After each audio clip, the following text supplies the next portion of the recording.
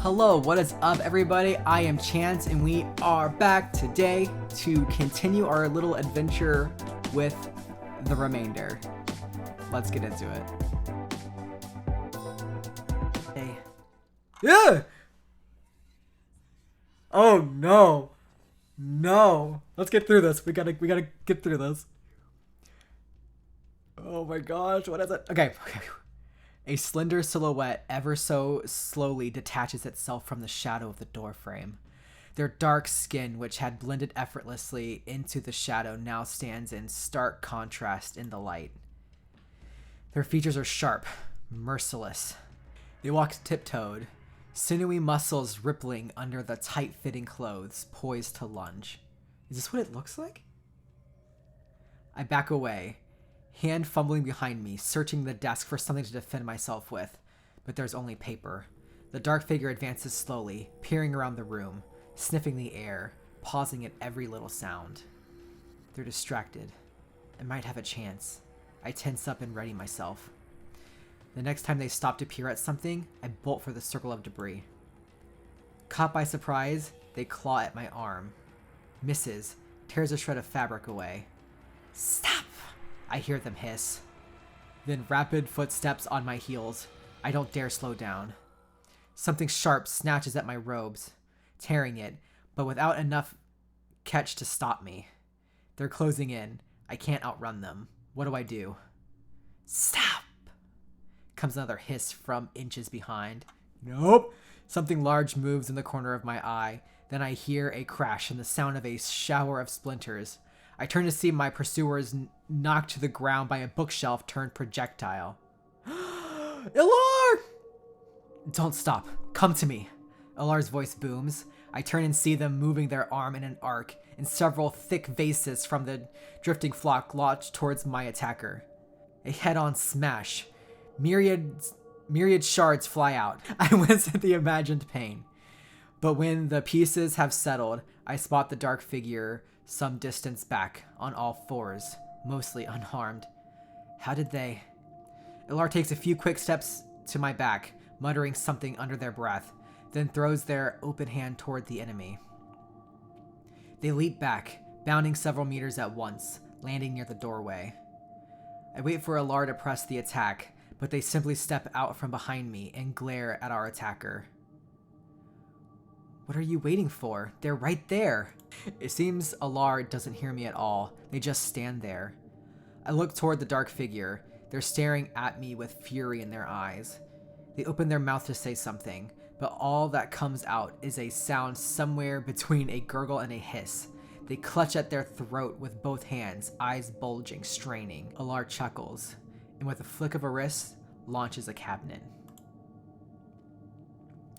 The Invader grimaces at me and vanishes into the dark doorway. The cabinet smashes into splinters, so loud that it hurts to hear it. The room is quiet again, save for the rain and the pounding in my chest. What happened? I thought you died. You turned into... Still panicked, I fumbled the words. Ilar's triumphant stance falters as they hunch, clutching at their shoulder. Hold the tears, love. I was only nearly dead, but enough to draw out that creature. Interesting. What? I cringe. Don't call me that. And who or what was that creature? Were you playing dead? Wait, was I your bait?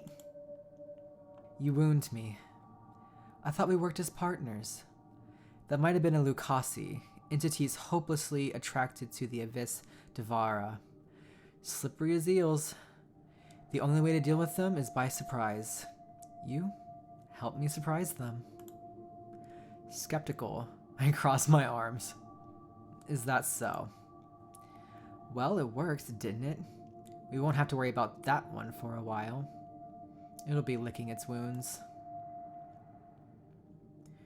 Why didn't you finish it off when you had the chance? I peer around nervously, throat tight. And these entities, are there more of them? Ilar swallows, seemingly ill all of a sudden, eyes clamped shut and swaying. Are you alright? Say something. I reach out a hand in case they topple over. Just the one, they mutter. That's good, I think. Not sure what to do with my outstretched hand, I scratch my nose. Breaths returning to normal. They straighten up with some effort, massaging their throat. So, like, did they have to inflict, like, the same kind of thing that was on them and then outbear what the other thing was going through? The Akasi? Is that what it was called? Something like that. The entity? Anyways. Ilar finally shakes their head and says, not that this isn't delightful, but we should probably get to work, eh? Come now, they say, leading toward the back of the room. My head is bursting with questions now that the danger has passed.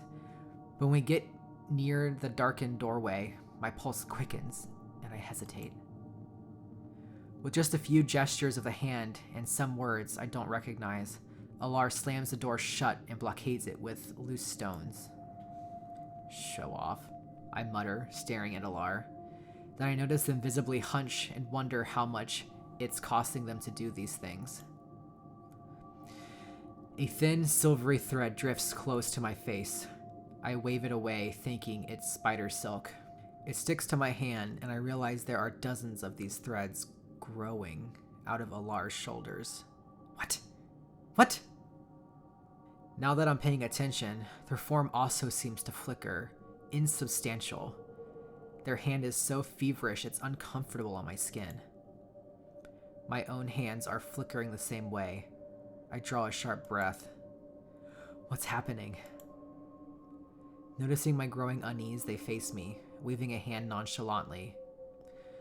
Don't worry. It's normal for heart vessels under these conditions. You did forget that too.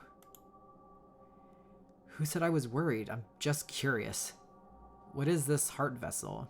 And stop reminding me that I forgot things. They shrug. Of course you are.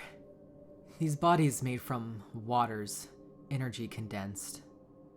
Somewhat elementary, really, as far as magic goes. Confused, I glance toward the statue-like figures, but Ilar seems to have read my thoughts. That's a profane vessel. You're anchored to this realm. You know, anchors also quite elementary, right? I answer flatly. You're catching on. They smirk, putting a thumb under my chin, eyes aglitter with admiration. How beautiful. Caught off guard, my cheeks warm up. I try to scowl. They simply stare, tilting their heads side to side slowly. It took some skill crafting this from my waters, if I may be so immodest. A shame it falls apart in the currents. Good thing I can remake it as fast. They click their tongue. I wish you knew what a feat it is, but alas. I want to know. A real shame that I can't grasp the extent of your greatness, your modesty. I swat their hand away. A puff of hair, fine strands detaches from them, drifting perilously close to my face. I flinch and lean back. Pardon me. They put their hands behind them, turning serious. So you understand why I would appreciate it if you didn't stray too far from that anchor. So as not to have your masterpiece fall apart? I gulp, humor fading. They nod and start walking again, leading me on. You wouldn't want that. It's not a pleasant experience, to say the least.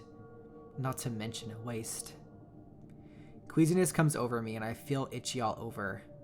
I brush away the strands, rubbing my arms, pressing the illusory flesh, but the itch won't go away. I don't know if this will help, but you don't remember what sunkens are, do you? They say after a few steps, without turning around. Huh? Bottom dwellers of the seas, heartless, hollow, hungering things that just go on trying to feed for an eon, but can never satisfy their cravings. Their voice drips with disdain. No. Are they lurking here too? I step closer to Ilar. They shake their head. Not yet. But if you stray from the anchor or my waters for too long, then... They look down, pensive.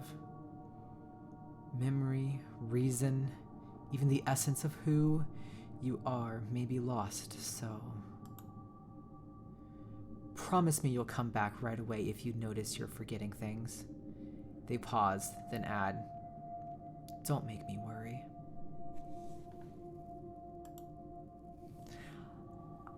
I'm a little lost. It's like purposefully being vague and using terminology, you know, that's of this thing, of this setting, basically. But I want to know now. I want to know now. Eyes heavy and head numb, I rub my temples, muttering. No, we wouldn't want you to worry. Then something occurs to me. Is that what happens to my memories? Why don't you look for the spell instead? Let's stop wasting time. Like, part of me really wants to do like one of these two, but I want to know if this is what's happening with my memories, so we're going to ask that. Am I becoming heartless and hollow? Please tell me it's temporary. They look aside for a moment, then say, might be best not to overthink this. Overthink it? What if I never remember who I was? What's the point of living then? I hear my pitch rising. But they're as calm as ever. Memories are like vapor. They come and go. You can make new ones if you survive. The dead have no such luxury. Are you saying it is possible to recover then? I need an answer. Their grip on my wrist tightens. Listen to me. If you don't find the spell, you die. Not even a magus comes back from that. But if you find it, there is still a chance. Do you understand? Head numb, I nod. Then it dawns on me. Why can we not just take the book and bring it to the anchor? It is right there. I motion at the journal wildly. It will make the whole thing so much easier. A shrug. That's the obvious thing to do, yes? Unfortunately, one of your precautions prevents it from leaving your desk. You see, things you worked on are for a somewhat delicate nature, and you made sure that nobody takes off with it. I mean, at least I'm a little bit smart, maybe? They clear their throat. Only you knew how to undo those safeguards, and since your recollection is limited at the moment, I'm afraid we must work with what we've got. I stare blankly at the floor. Of course. Why would I make things easy for myself? Another thing. The Lucasi is still around, no doubt biding their time. Don't let them approach. They lie, they charm, they'll try to trick you. What if it's you then? If you see anyone else here, anyone at all, run back to me at once.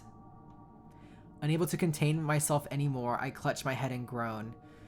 Ugh! What do they want from us? Ilar raises an eyebrow and takes a step back. What Lucasi always want. To feed. They want to eat me? Can they do that? How dangerous are they?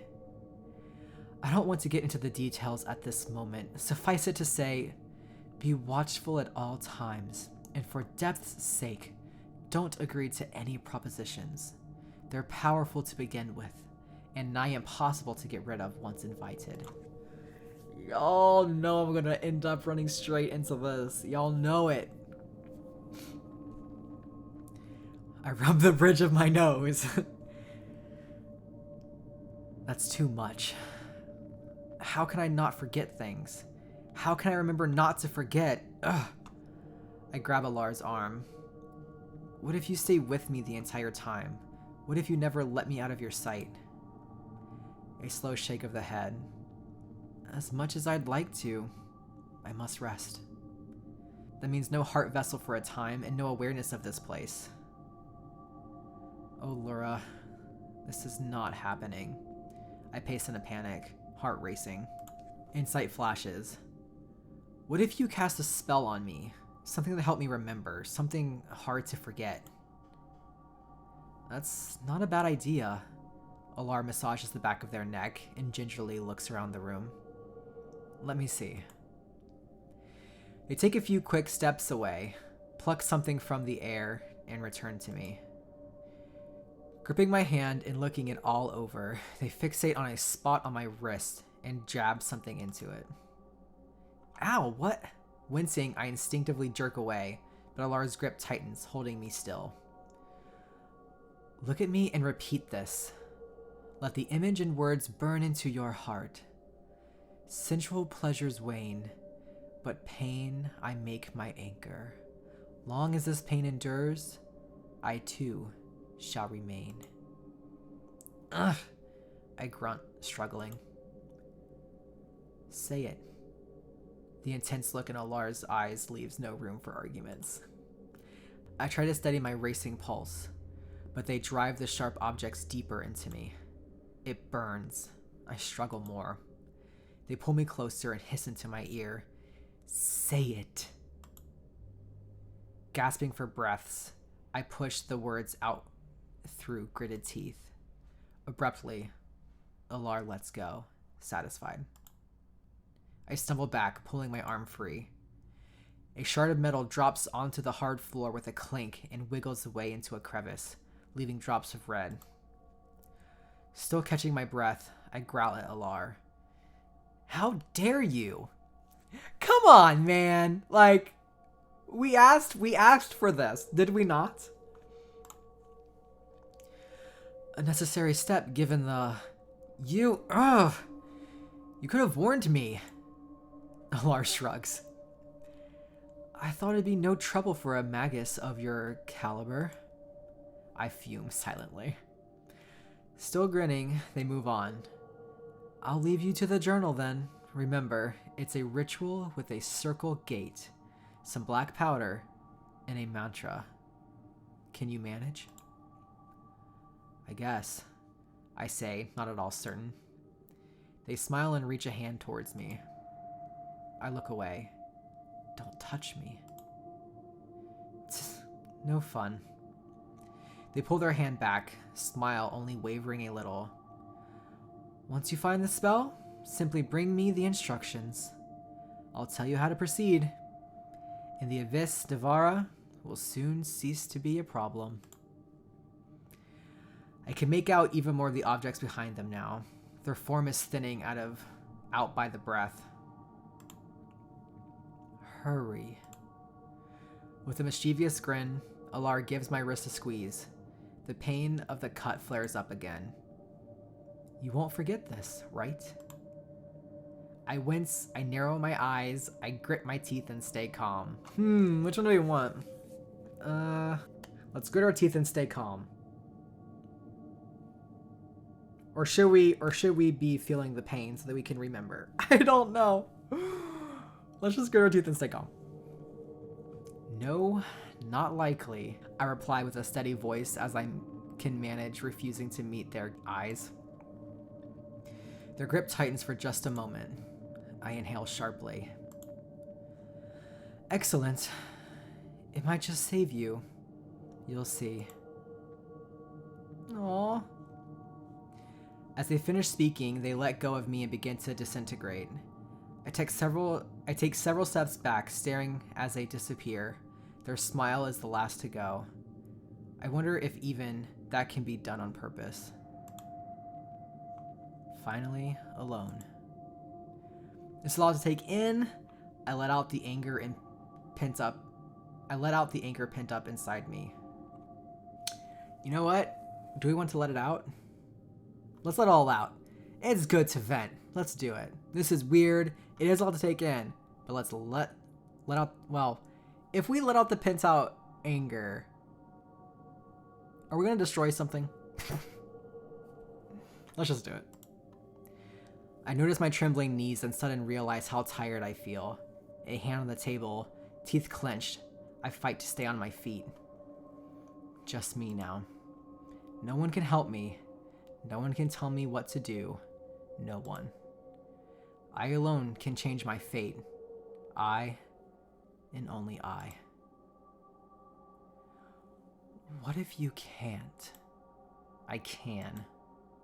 What if you mess up? Shut up! My fist slams the table with a loud thud. Pain swims up my arm to the shoulder. Ow. Too hard. Not hard enough. Don't you get it? No one's coming. Only I can help myself. I'll have to do it. Trust myself. Myself. Stand tall and get to work. On the count of 3. 1, 2, 3.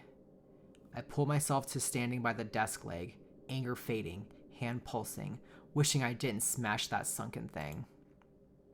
Glad that I did. Oh, first trip, eschaton. All right. Well, right there, that's where we are going to end it. Holy crap. This is extremely well written, extremely intense. I'm confused, but highly intrigued. If you like what you're seeing so far, give me one of those big old thumbs up and let me know how you're feeling about it down below in the comment section. Also, I forget to do this a lot, but the game is in the description. So if you are super interested in it, I highly suggest you check it out. So go down there and click on the link and go support these amazing creators. And if you want to keep seeing more of this stuff from me, hit that subscribe button. And yeah, until next time.